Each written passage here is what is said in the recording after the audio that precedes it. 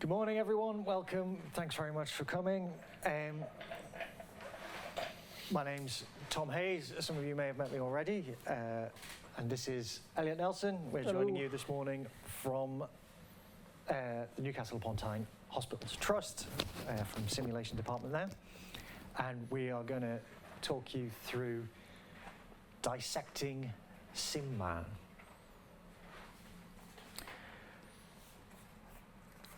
Just to get a bit of sense of the room, who carries out any maintenance with their mannequins, what's your confidence level? Just quick show of hands. Who owns a Laerdal mannequin? Yeah, we do. Me. And then ask about the confidence levels. Do people carry out their own servicing? Yeah. Bit of chatty. Yeah. Lovely stuff. If people have any particular problems they really want to dive into, hopefully we'll have time to go into those at the end. We are going to be quite thorough and methodical going through the process today. If anyone has any questions, please do jump in as we go along. Yeah. Quick disclaimer first. We will demonstrate some cost-effective repair and servicing solutions for older mannequins that are no longer covered by warranty or service agreement. We do not recommend that you attempt these techniques on newer mannequins still under warranty, as you will likely violate the terms of your warranty. We do not represent Laerdal Medical Limited, nor have they commissioned, endorsed or sponsored this session. Bit of electrical safety. Please ensure your mannequin is disconnected from the mains and powered off before carrying out any servicing. Electrical safety information for the mannequins are outlined in Laerdal's manuals, which you can download from the Laerdal website if you do not have them. Okay, so don't sue us. Okay, so our goals today, some objectives. We hope to demonstrate some common issues and repairs with the Laerdal SimMan family of mannequins. We want to promote discussion of techs, of cost-effective solutions for repairing aging hardware. So, we're all in similar kind of situations. You'll have kit that was bought 10 years ago. It's no longer covered by any warranty. We want to keep it going for as long as we can. We want to maybe improve some confidence in actually maintaining and servicing this stuff yourself. And something that relates to what Chris was saying this morning, we want to demonstrate the value that the SimTech role can add. So, Elliot and I were discussing this the other day. Well, you had some thoughts on this. Yeah, so basically is simulation text. This kit is obviously really expensive. We all know this. And so is the repair work. So one of the biggest tangible benefits that your centres can have is having a simulation tech who is repairing these mannequins is the repair costs quickly mount up. Mm-hmm. So if you're doing 1 or 2 repairs a week, you don't think about this, but if you're doing 1 repair, that's a minimum of £1,000 saved. So over the course of a year, if you're repairing them or you're doing your own servicing, or you're doing stuff like that, you can really easily justify your whole salary in one go. We're focusing on the Laerdal mannequins, and you'll all had call-outs from Mark and coming out, but his time is incredibly expensive for your organisation. Mm-hmm. So if there's things that we can carry out in-house and the community can kind of guide you through that, then you're going to save a lot of money for your department. You're going to, prove some, tangible value for your role. And plus, it's not just the repair work itself; it's the assessment side. Mm-hmm. So you'll get a call-out fee. That call-out fee may be a couple of £100, a couple of £1,000 even, but you don't get the repair for that. So one of the best things you can do is say, look, this is broken. I need this part. And just buy the part straight off the manufacturer, off your sales rep. Mm-hmm. Sometimes they might not sell it to you, but you just say to them, they won't buy it. You can bend martins. Yeah, you can. They won't buy it unless you just sell it to us, because we have competent people in house who can do these things. Mm-hmm. Yeah. Yeah, a couple of tools that we're going to need for today. We've already, this is all you need that we've got here. So it's a couple of snips, needle nose pliers, normal pliers. These are McGill's forceps, because the main reason we need these is because you will lose screws inside of him, and it's just part of the job. You will lose screws, and that's really good for cleaning airways. You can put canal wipes on the bottom of them, clean up all the fake blood and stuff like that. Screwdrivers, set of insulated ones would be great, but these ones are just from Weira. These are quite expensive, but you don't have to be. You can get Parkside, middle Lidl sort of stuff will work completely fine. This is probably one of our most used pieces of kit. Hello. It's an iFixit toolkit. They're about £80, but they have everything that you need. So you've got every single type of screw, a screwdriver. They've got a multi-function bit to get around tight corners and stuff. Does anyone own one of these already? No. All your different types of tweezers, spudges, as for getting in all the nooks and crannies and prying things open. Say something's being You'll plugged buy one and you'll find yourself You'll fixing find loads uses of for those. it. A couple of things that aren't here. PTFE lubricant. It looks a bit like WD-40, but it isn't. It's a silicone-based thing. It's not an anti-seize. It's an actual lubricant, so you use it for all of your brass parts inside of him, which you'll see. A multimeter can be handy, but obviously you can make sure you know how to use one first, because you can easily damage him quite badly if you don't know how to use one properly. And a set of Allen keys. This set has one. Where are we? So this set has a set of Allen keys built into it. You just put them onto there. But a set of Allen keys will go great. This guy's all metric. The other thing that's on there, so later on we might be talking about parts that you can replace easily yourself. So often this is tubing in turn for the pneumatic lines and things. It's very expensive buying from Laerdal, but you can just buy it from a reputable electronics supplier, so RS Components or CPC or something like that. But you need to measure the specific gauge of the tubing, but then you can replace it yourself, and you're not paying Laerdal's fees for specific parts.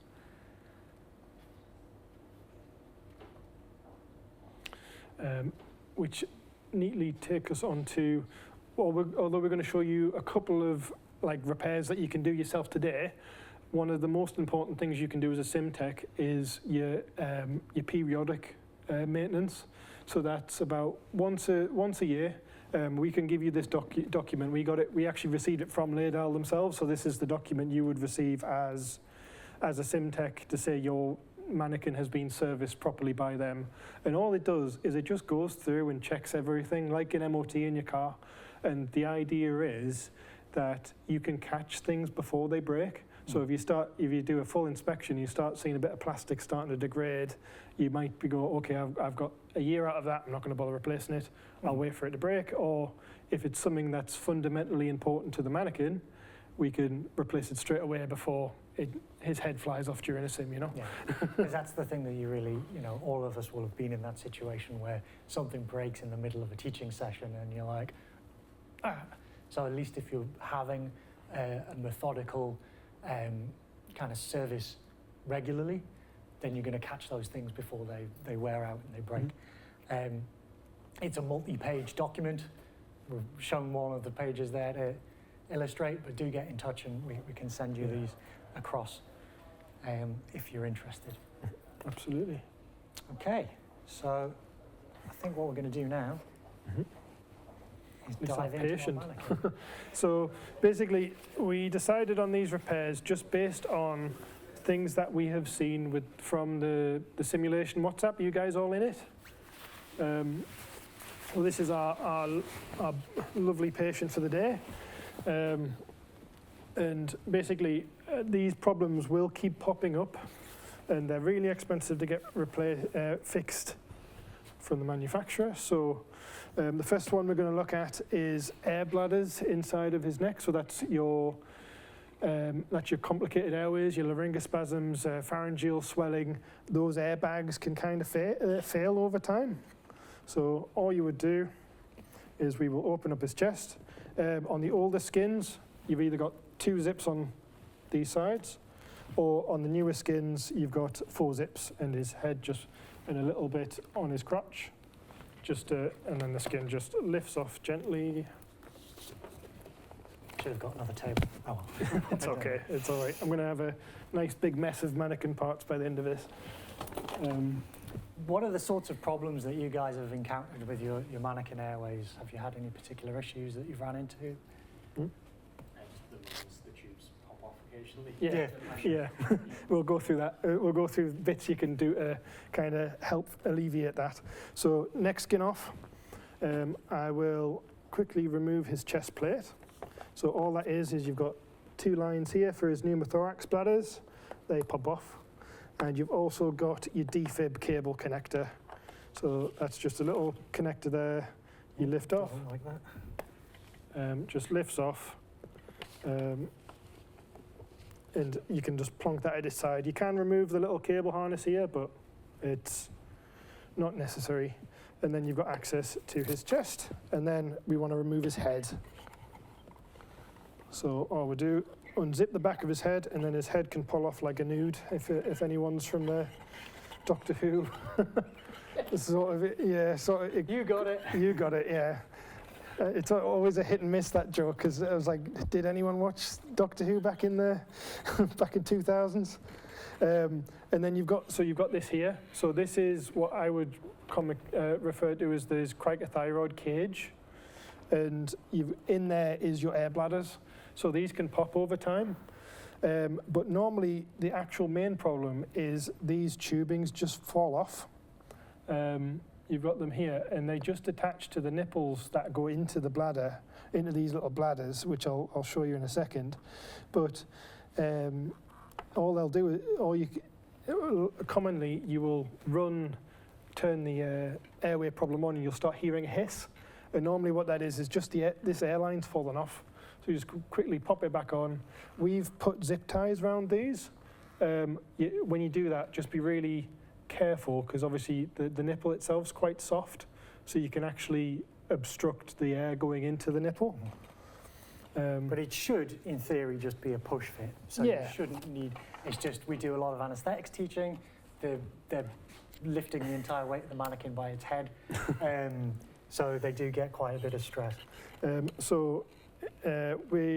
In order to look at these, all we need to do is remove this cage. We have 4 screws, 2 on either side. So all we'll do is, as we're doing this, we need to make sure we look after this cable here.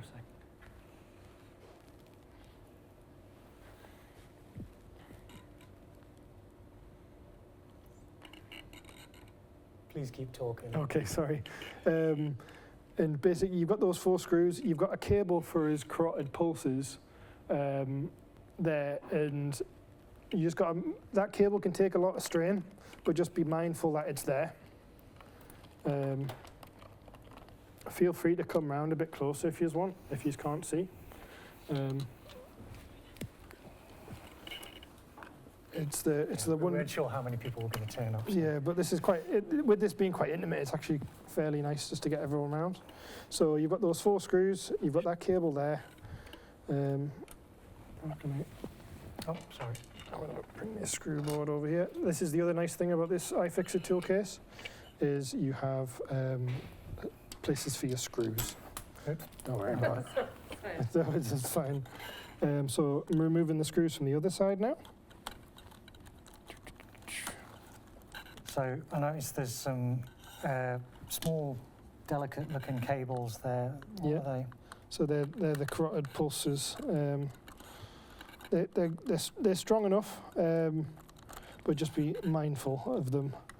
As you can see in this mannequin, they're zip tied to the frame because there's 2 little cable stress reliefs there, and you can zip tie them back on when you're done, and we won't actually have to remove that zip tie for today. So all we're going to do is we're going to push this cage out, it's glued in at the moment because of the cricothyroid tape, and then that just pops off like a little clamshell. And then so this is the part we wanted to look at is these bladders.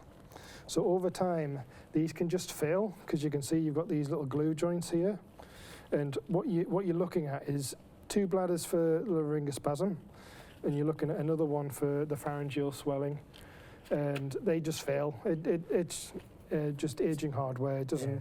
It's, you're cycling, they're getting very high pressure and then very low pressure and then high pressure. Yeah. So over time, it's just going to wear out. Yeah. So all you would do to replace that is you can buy them from Laerdal. You can buy I think they sell it as a kit with all of the airway bits, so it's nice to have all of the tubing just in case. But all you would do is you would remove these cables from the nipples. If they're zip tied on, you might have to take off the zip tie. That's where your snips come in handy. Yeah. Obviously, make sure you don't cut the tubing. And then you should have left just this little, again, 2 more zip ties, snip, snip, and then that just lifts off. It opens out like basically a little sheet of paper, and all you would do to replace that is do exactly the opposite of what you've done. So one thing is, especially as if you're a little bit new to this, is take loads of photos as you go. You can see, even now, I'll take photos just to go, I can't remember which way I went into which hole, Taking a photo, I'll take a photo of this, take a photo of that, and I can see how that was before, so that when I get the part from the manufacturer, I can just pop it back in exactly as it was. If you do find like a small hole, would you ever just sort of like glue that back together, or you always say? Yeah, I have done. Yeah, sleek, works really well. Yeah, so I mean, this crico tape will patch most of your little holes, but it's quite expensive. If it's a get out of jail free, sleek, what's it called? Elasto. It's sleek, yeah. Well, yeah. If you type in sleek, will get it on the internet, and it's in every ward. So if you're in a hospital, you'll be able to get it. But yeah, I've done it as like an emergency sort of, okay, we've got anaesthetics in an hour, I need to fix this now.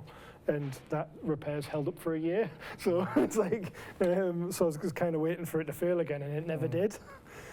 So that is your first one.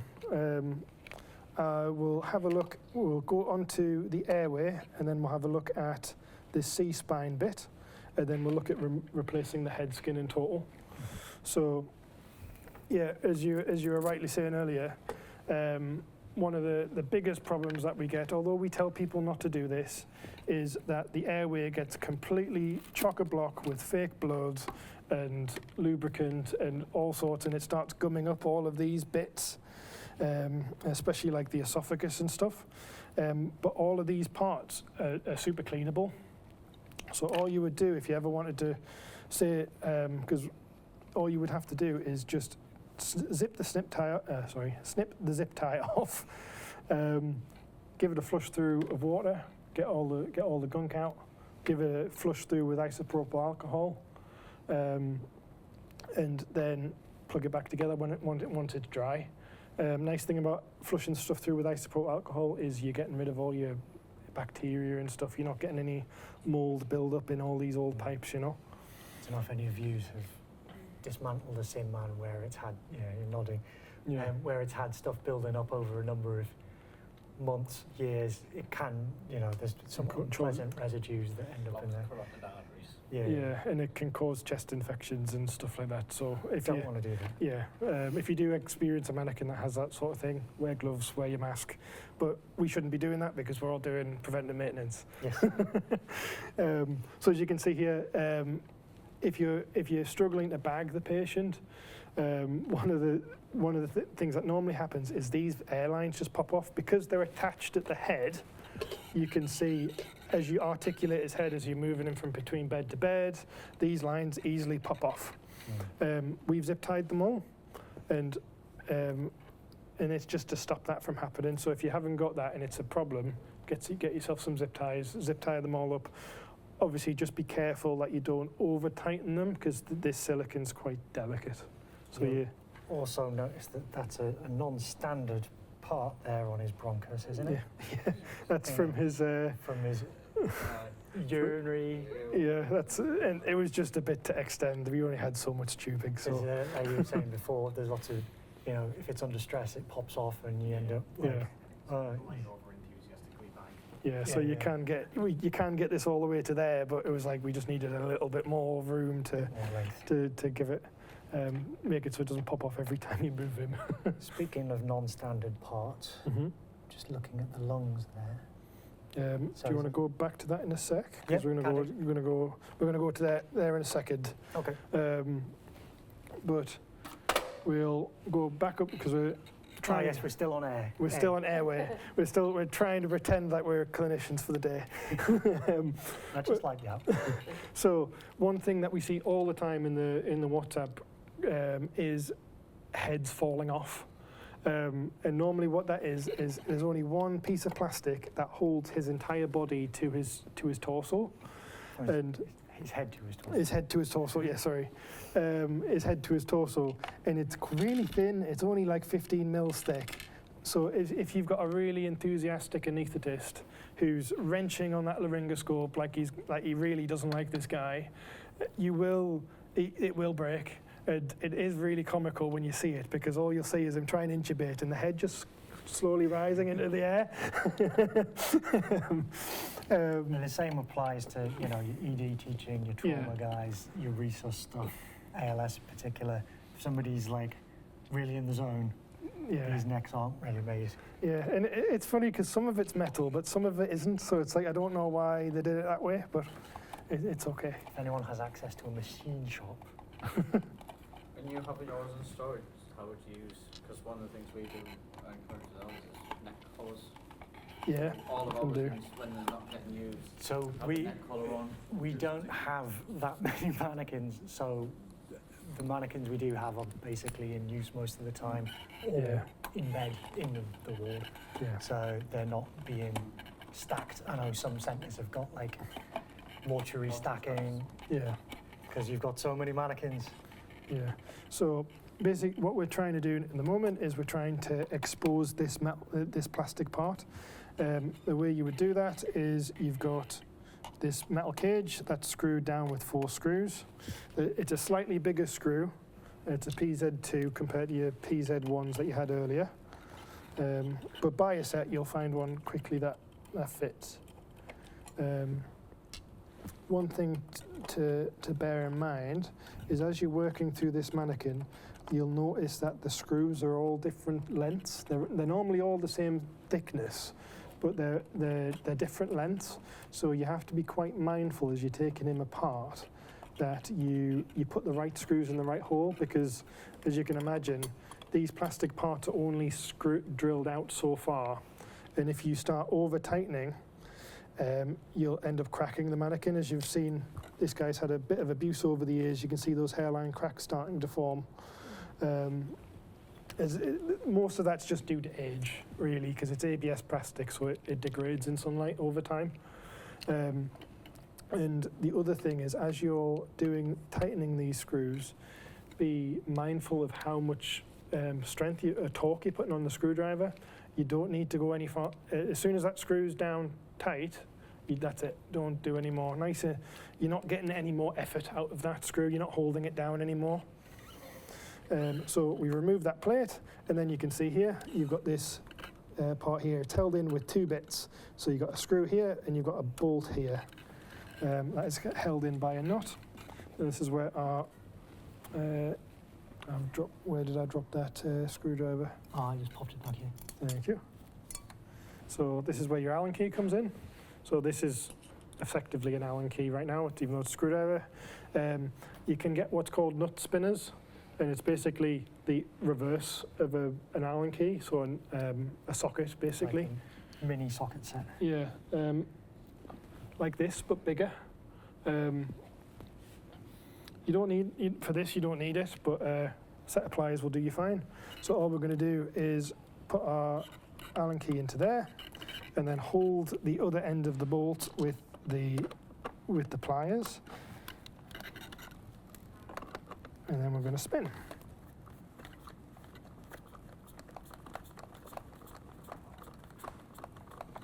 then spins for so long, then it pulls out. And now his head's unattached from his body.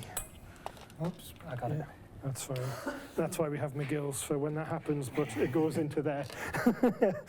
Then we get the other screwdriver back out. And this part opens into two. So this might be the wrong size screw. No, it isn't. So we unscrew this bit.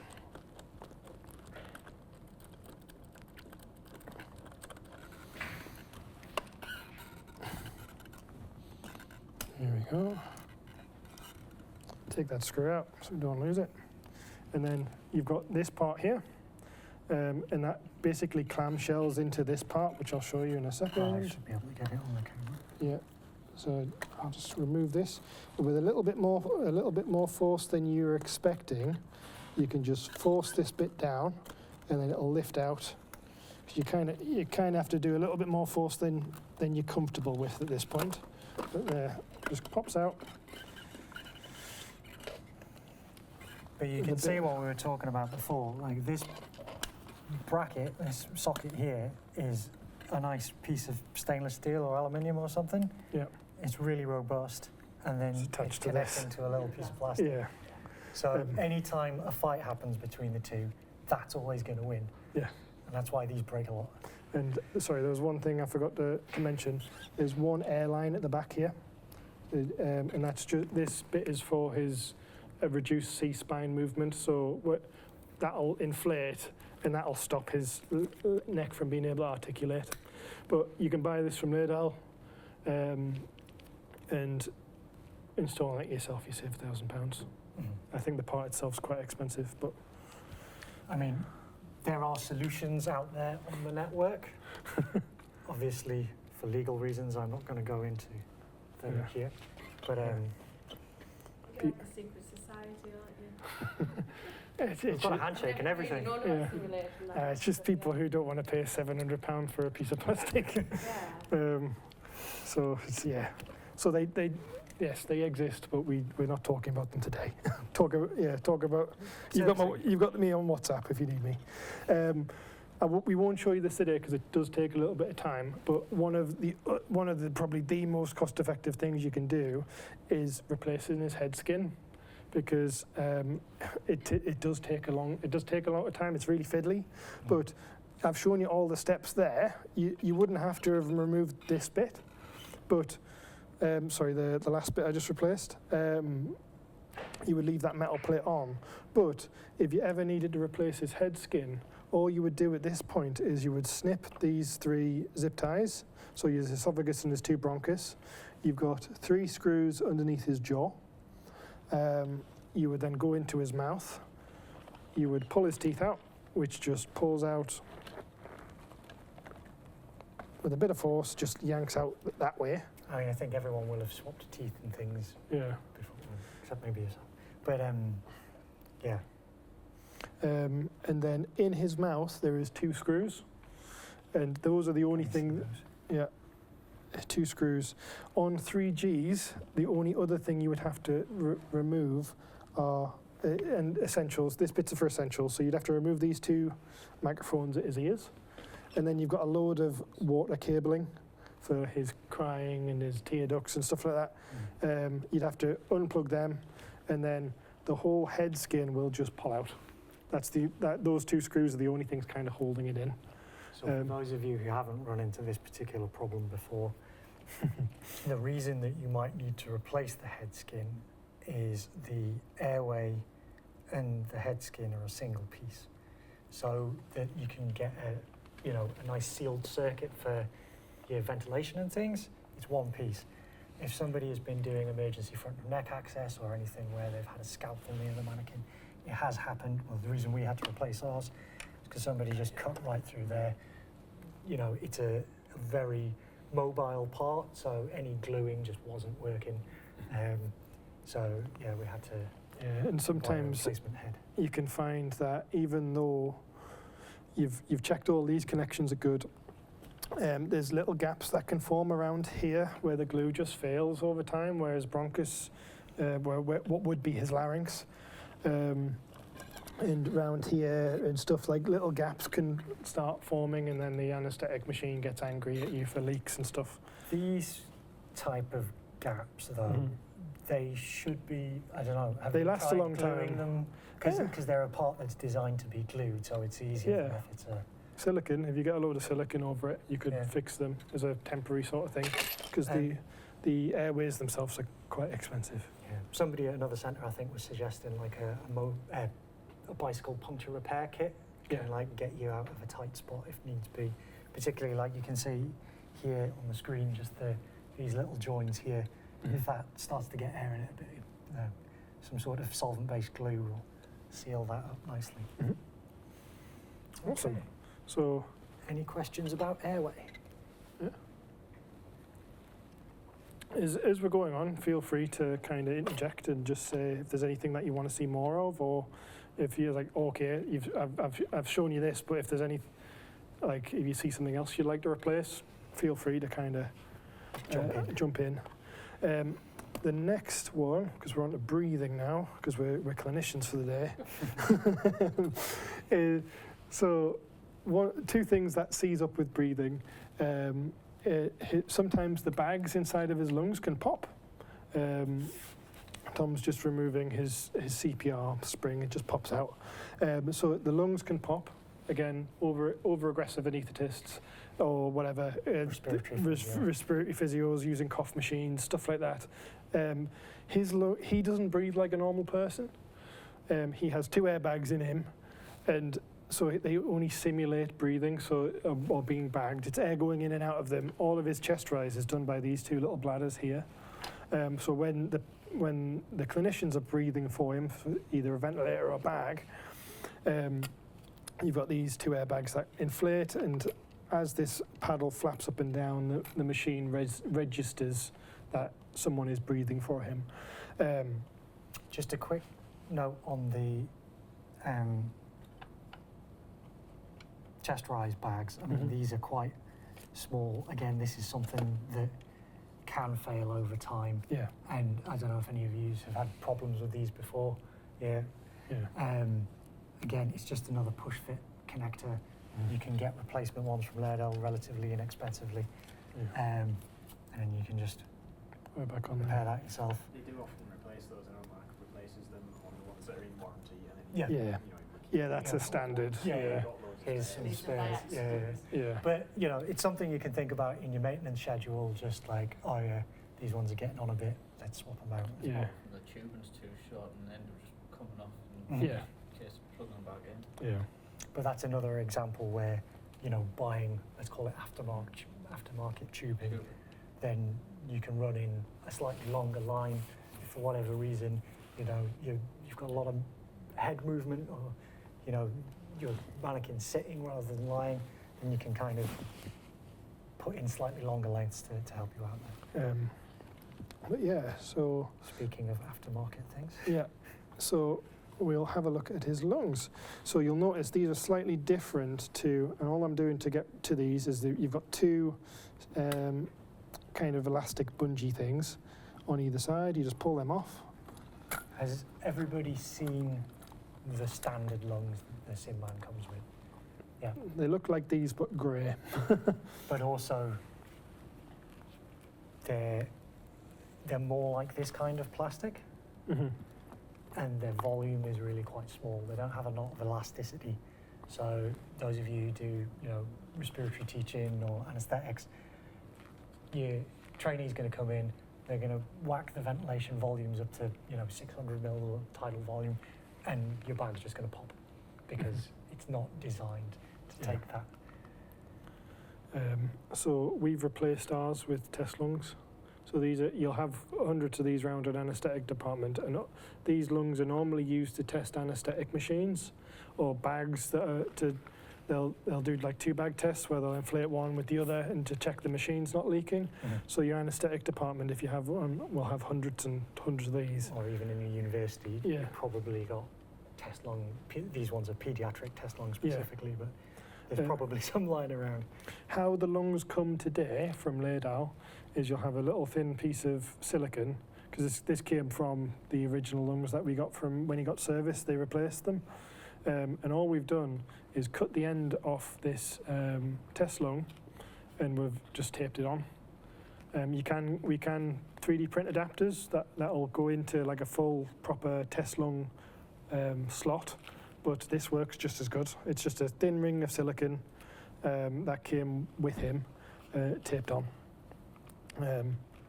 So it means you get good volumes out of these. The only issue that you sometimes have with them is because they're slightly larger, is you have to fill the system up. If you say you're doing an induction where someone's being put off to sleep, the anaesthetist will start bagging the patient. They'll get no air on their system because they have to fill this bag up before they'll get resistance on their bag. Does that make sense? And they'll do 2 big breaths and go, oh, it's not working, then they'll release it and all the pressure goes away. So one thing to bear in mind if you're doing lots of like induction scenarios or like trauma stuff, sometimes the smaller bags you get from Laerdal can actually be better. Or you can just do it like what we've done here and make the test lung smaller by Lots of electricians. Because you make it as small as you want with lots of electricians to tape. So if you're doing lots of resus scenarios where you'll be bagging the patient, having a smaller bag can be more useful. Has anyone swapped the lungs out on their own mannequins or No. something that you... So it was John Stratford up at Dash, as was. I mean, he's still around, but he's just in a different job. But he was the one who showed us how to do this originally. Because if you're doing any scenarios where it's really important for the ventilator to behave in a semi-realistic manner, and you don't have, 50 grand for the ESL, but all that does, the way I pull that off is it's just a push fit. Just push on, push off. Again, this is something that I have seen cable tied on before. Yeah. But it should be snug enough that it can stay on under its own. Yeah. And it's also... Yeah. That bit. All right, that's cool. Yeah, you can, if it happens a lot and the bag's degraded, throw a zip tie So around is it. that the tube on the... So the connector... I think it was this. So No, okay. We're going to talk about that in a sec anyway. So, But yeah, leads, sorry. leads us greatly on to this part. Sometimes as he gets older, he can develop like a terminal pneumothorax, which is normally caused by this part here seizing. So there's a little motor inside here, and I'll open this up and show you. But this can seize, and it can seize in a position where no air is allowed to get into his lungs, so they'll start bagging him and only one side will rise. So for those unfamiliar with this, this motor here is when you're changing the resistance of the lungs. Basically, it's a little valve that just rotates around. And as we were saying about, the airway getting filled up with fake blood and gunk and stuff over time, these little valves can also get corroded on them. Yeah. I think 90% of the maintenance time we do is spent cleaning fake blood out of airways. How often do you really get that into the dummies? If it's an emergency, we'll do it between sims. Say the scenario didn't work very well because the patient wasn't getting bagged. But I like to, if I know there's a scenario that involves a lot of airway stuff, so anaesthetics, I'll spend a little bit of time before the sim starts just bagging him and checking all the leaks are good and stuff.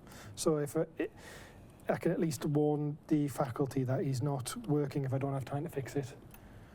Yeah. Because I don't think any of my teams, just really confident. Sorry, that's.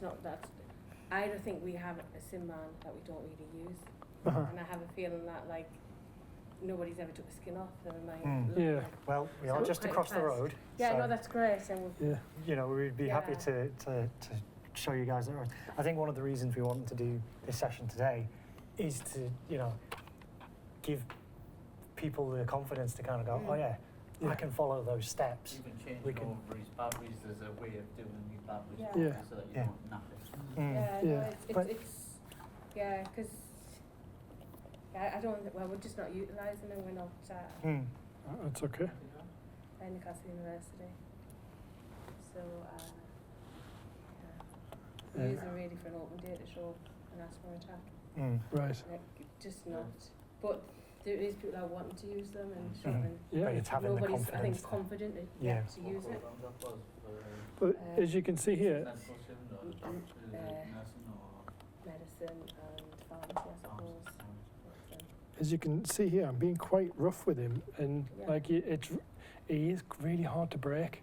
Yeah. The main reason we tell you not to plug him in isn't really for damage to yourself, because he's what's known as an EVL system, so he's less than 50 volts, which is less than touch voltage, so you won't get, there's nothing here that can electrocute you. Yeah. But you are more likely to do damage to him rather than yourself, you know, It's plugged in. if it's plugged in. So I'll quickly show you what I did there. And 2 screws at the back.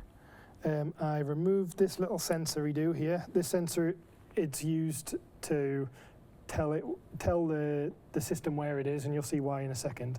And all that does is slot into there. And there was a little screw in there. And there was 2 screws here that just attach it to that blue plate. You can see on here.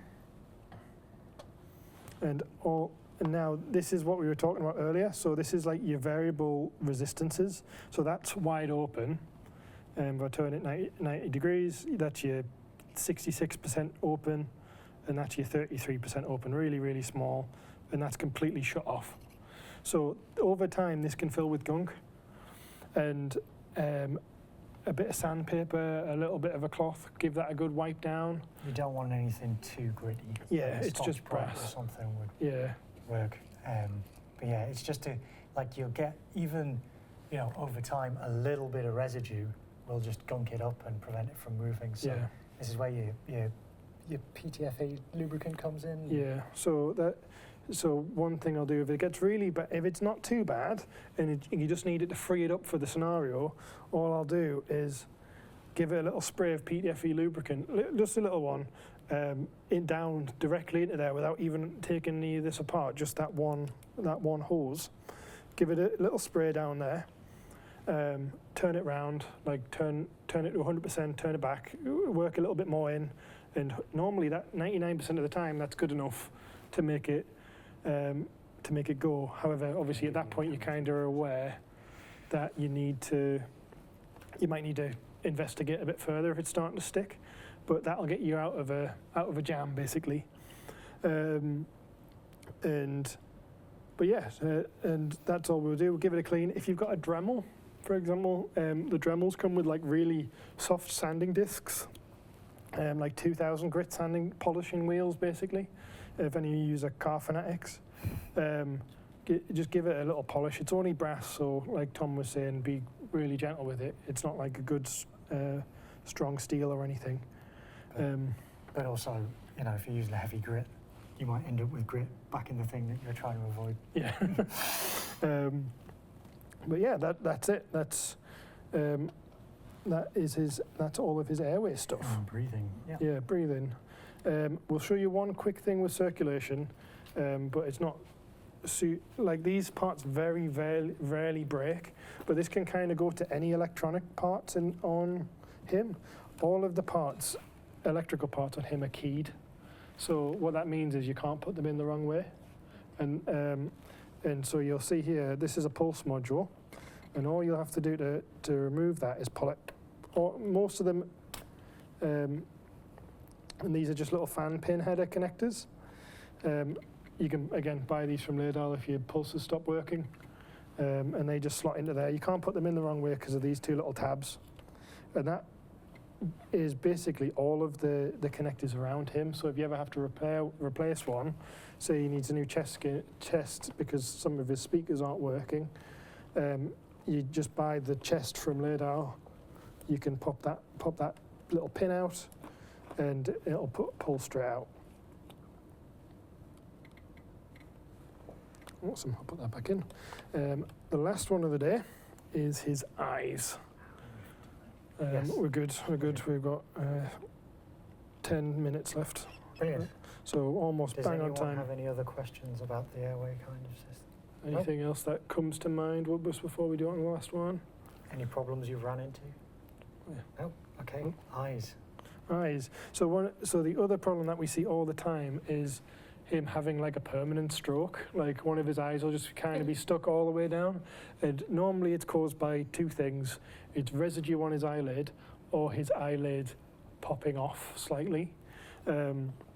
So one thing you can do, again, if you're just in a bind and you need this fixed before your sim starts, is get some isopropyl alcohol, get on a cloth and just rub that right the way into his eyes and see if that frees it up. If that doesn't work, give the sides of his temples a quick squeeze. You'll see why in a second. But give his sides of his temples a quick squeeze. This normally happens if you're using like masks or anything, like you saw the masks that the guys had outside. They can squish his face right down with the extra weight, and it puts a lot of pressure on his eyelids. So giving his temples a squeeze and his nose a pull relieves that stress, and you might find that's good enough. But if that doesn't work, you're going to have to look actually into his eyes. And the way you do that is we've seen how to remove his head skin, and now we'll go a little bit further, and there's nothing holding it in, but all you do is you just give it a gentle pull. You can see there that you've got two plastic bits that slide into these little slots here on the back of his eyelids. The other side in a second. Yeah, I'll show you there. So you've got these two little slots here that these plastic bits interface with. And once they've pulled out, it's just friction fit, there's nothing holding them in. You would then pull his skin forward. And you can kind of see what I was talking about, how the neck skin and the head skin are one thing. That's the start of his nasal airway. But so when you're here, normally what causes the permanent stroke I was on about is this little trunnion here, it pops off a little bit. And I'll show you how when I take his eyelids out. But if you're in this position and the temple squeeze didn't work, you might be able to just get your fingers in there if you've got small fingers like I don't. Squeeze them back in and you might find it starts working again. If you're in a position where he's not blinking at all, because of his safety systems, he will try and blink for around 30 seconds. And if he fails to blink for that amount of time, he just stops. He'll never start again, no matter what you do, until you turn him fully off, turn him fully back on again. So if you do all these fixes and he's still not blinking, turn him off, turn him back on again. If that didn't work, if all of your squeezing, all that didn't work, there is two screws. One at the top of his eye and one at the bottom of his eye. Just while you're doing that, I mean, I noticed there's a couple of lines here. Yeah. These are fairly well secured in, so Yeah. when you're taking the skin off, you don't need to These are worry proper too glued in. much. Yeah, they're But glued in, they're never coming obviously out. don't, like, rip it and Yeah. throw it. Like, Yeah, they are never coming out ever without ripping them. So his eyelids, they come as a full module, and I've just dropped the screw there. Again, McGill's work wonders at this point. You see. yes, doctor. There we go. You can see why you gowned up for this. Yeah. It's just like There's a bit of theatrics, yeah.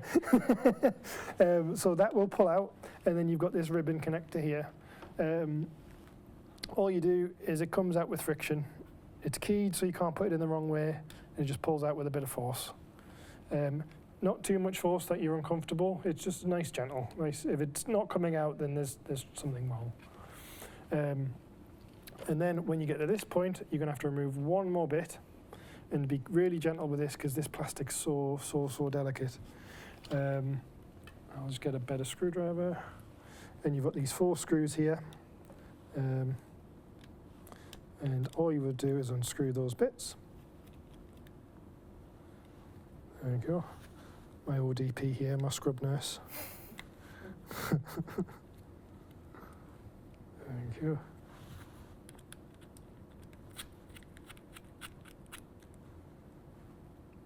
Has anyone seen these eye modules outside of the SimMan before? Never. Cool. We had a spare one. Yeah, Yeah. Well, we can pass it round in a minute. yeah.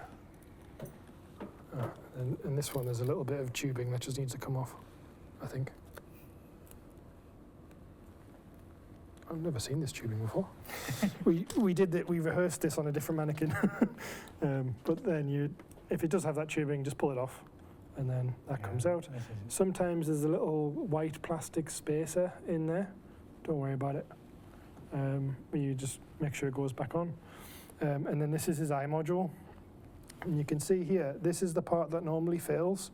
So you've got this plastic bit on a brass trunnion, and all that happens is you can see there, it pops off ever so gently, and now I can't move his eyelid anymore. I'm trying to do it without, breaking it yeah.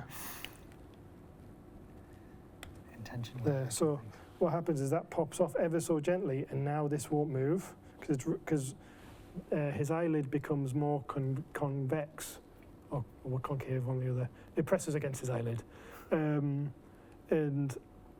it stops his eyelid from. It rubs in the middle, so that's why your PTFE spray in the middle might work. Just be really a tiny amount on his eyes if you ever needed to do that. But all you would do, if that was the situation, normally pops off even less than this, and it's enough to cause that to stop working. Particularly when there's the pressure of the mask and Yeah. the skin and stuff. So all you would do is once you've gotten it off, is you would pop that back on there, give that a good squeeze, and now you can see nice and easy movement. Doing this also is quite good because you get to see all of the gunk that's developing around his eye. So let's say you're doing a lot of liver failure scenarios where you're showing jaundice. One of the things the clinicians love to see is those yellowed eyeballs, because those are the kind of the first things to yellow. So you can see here, we've got a little bit left of just as the bristles, as you've painted his eyelids, have gone a little bit deeper than you were expecting. So just a little bit of isopropyl alcohol, give it a rub, and that's him good to go. Put it back in. Come on, pass the eye module Yeah, around. have a look around. Have a look around. Have a look around, yeah. That's basically us, isn't it? Yeah. Is there anything that anyone has encountered that they would like to look at, or questions about other mannequin functions that could they service them themselves, or? I think for anyone who's not, if you're not using it as much and you're thinking about using them more and stuff, like the big issue I came across with ours was the using of the IV like arms. Yep. Pushing fluids through, so it should only be sterile water that goes through. But people have over the time have used stuff that's more corrosive, especially in the older model. There is electronics that operate things like his seizure and his pulsing in his arm. Now, the design of it's not the best because it's right above where the circuitry is, so if they leak, that's it. That's just happened to our mannequin. Yeah. He's getting fixed for that reason. Well, it's a £7 fix if you need a new IV arm. Yeah, our stages just stopped working because of the water damaging them. Yeah. So I guess that's one that with the regular servicing, regular maintenance, you would keep an eye out on where the leaks are, and maybe if you're doing a lot of IV stuff, look at the tubing and maybe beef it up a bit, put something in that's a bit Waterproof it as much as you can. Yeah. One thing we've got a load of mileage out of is not using the cannulation arm. We don't. It's funny. I've only been in the position for a year, so maybe before I was there. Yeah, that's always the one. Yeah. I don't You've use seen it. like twice. Yeah. These versions of these manikins are 10, 11-year-old now. Yeah. At some point, someone will have done something with it. And Absolutely. One little tip of the trade: if you get an orange cannula, cut the end of a gravity giving set off. It'll fit over the catheter. Right. So you've got that when you pull the needle off, you've got the catheter that's left, the plastic bit that actually sits in the vein. It'll fit on top of that, and then you just run that line off into a bucket. We do major hemorrhage, which is they'll push 2 or 3 litres of blood through him in that scenario, and so it just goes off into chest drain buckets under the bed. And that was our fear, because that tubing's so small inside of it as well. and the Yeah. pressure of the machine is really, it can push 500 mils a minute, which is a lot of fluid, and they were only getting maybe 100 mils a minute through the arm because the tubing's so tight, so it wasn't realistic anyway. We were having a similar conversation with obviously SimMan. Yeah. So the older SimMan design, again, where she might be lying in a pool of postpartum hemorrhage blood. I grabbed that eye so back. there's a lot of surgery that Grab can that leave. off. Thank you. And the waterproofing on the back of it's not that good. That was after we've done the PPH, we strip it down. off every 2 weeks. Well, yeah, it's like you roll it over and it's leaking out of Yeah. power bolts and stuff. Yeah. And we're like, this can't be good. Yeah. She is really cleanable on the inside, though. If you, ours is held together with 2 or 3 screws at this point because she's so old. She was condemned a long time ago, and then just Put her in a cupboard, and yeah. our colleague Aldwin was like, I can get her working again. and she did, and she's still going. She's still We've got 1 in warranty and 1 out of warranty. Yeah. But her bottom end just is it like the old style one? All them I'm pretty sure. like hinges at the hips, hinges at the top of the torso. Yeah, she opens up, so you can just screws. So So it opens we up like do- a clamshell. A big PPH scenario where they went into a full hysterectomy and things, and they wanted 6 litres of blood for the hemorrhage, and the manikin itself just doesn't hold that volume, so it had like basically a bucket with all the blood in, a fish tank pump, and a line running through to the middle of the mannequin. But then afterwards, you know, it worked really well. They were like, oh yeah, this is a good hemorrhage, and we can, you know, because they were actually going as far as like measuring the towels to see like the volume that was being lost. But we were just finding fake blood in every single little part. Everywhere. Every bed that she sat in, and We've just changed to a clean sheet. yeah, and she leaks. Well, you've become a big fan of the bleed mats, To haven't be you? fair, it's more for a cost perspective for the bleed sheets, because from maternity stuff that we do, there's little funding comes directly into the sim team. I have no money really to replace bits, and so it is maintenance. But one of the things that you can save money on is blood, like using the bleed mats and then just sucking it back into the tank. It's saving you 20 quid a tub of fake blood. It all adds up. Yeah. We've kind of gone the opposite direction. Don't get me wrong, there's benefit to it, and sometimes what I do is open up the bleed mat slightly so that there's a bit goes on the floor and you can see that effect. You still get that simulated effect of the blood loss. I might fill up a couple of Inco sheets full of blood and go, right, there's another litre one filled, so that they still got that sort of fidelity. But yeah, blood loss is it's a cheap thing to What fake bloods are you using? Because we've been converted to pigs might fly, and it's fantastic stuff, but it is really expensive. But the advantage is, like, it actually washes out, because the Adam Rui blood in particular, we're doing a major hemorrhage scenario, and it stained the bed, it stained the sheets, it stained the floor. Our domestics were not happy. No. So we were like, right, we need to find some washable blood. So pigs might fly has been the solution. Awesome. Well, I think that's us. And if you want to stick around to see me for the next probably half an hour, Put it together. yeah. So we're doing the next bit in here, just so you know. Oh, are we? Which next bit? Everyone's coming I don't know, whatever the said. The one's going to go over to the other room, but the said we're just going to All right. Oh, that's fine. I'll say. Yeah. So what you put it back? I was going to say, yeah, there's a nice little show for everyone. But there was a final slide just with our contact details and things. Yeah. So So if it breaks Thanks very something. much. Yeah. I'm not a SimTech, I'm a member of faculty, but I've never seen but no, it. thank you very much for Oh, listening, no, and no, you're very welcome. I hope that was of some. Not confident now, Joe, if it breaks. Very much so. Well, if there's anything that you want to tackle yourself, feel free to give us an email. Yeah, absolutely.